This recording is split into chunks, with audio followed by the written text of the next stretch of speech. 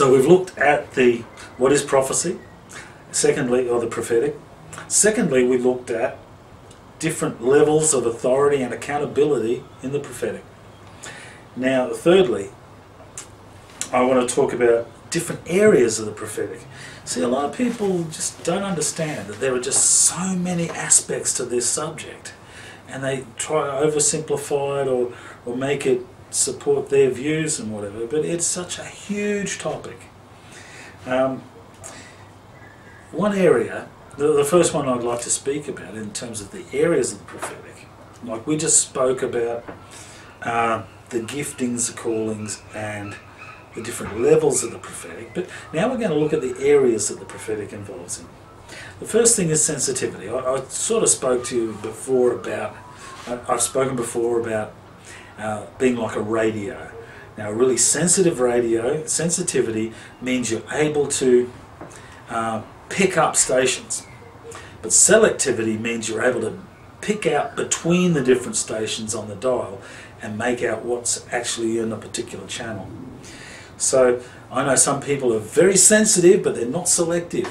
And you've got to be so careful going through and evaluating what they have to say to you, because it can be coming from all different places. And once again, it's our responsibility as the recipient to evaluate these things. Now, I know Paul says, I think it's in Corinthians, he says, let the prophets prophesy 2 or 3, and then let the others judge. Let the other what judge? Let the other prophets judge. So if it's a public word from a person purporting to be a prophet, then, and not a personal prophecy over someone particularly, or if you've got a prophet handy, or a prophetic person handy, it's those with the gift who have got the authority to judge the one who has brought the word.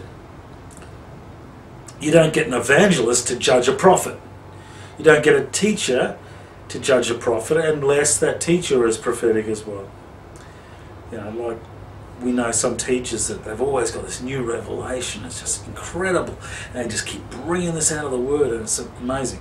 I'm sorry, that's not a teacher, that's a prophet. A teacher takes a fresh revelation, organises it, researches it, and disseminates it in a way that the rest of the body can understand it and implement it in their lives. That's a teacher.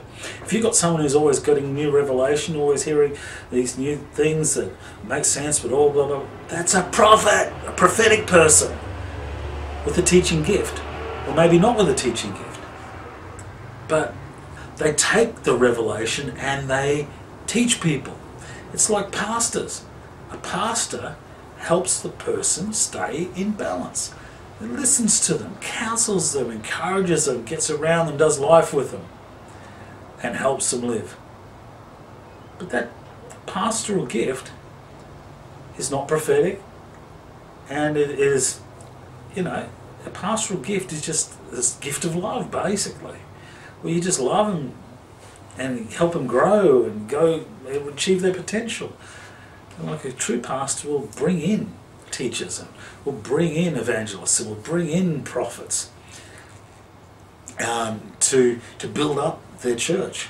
If they don't, then they're an imposter. They're a one-man band, and you've got to bring in other people. You just can't have your people feeding off what you've got all the time, because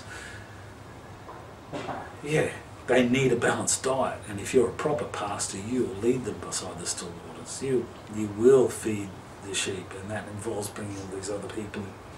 Anyhow, so the first area is sensitivity and selectivity.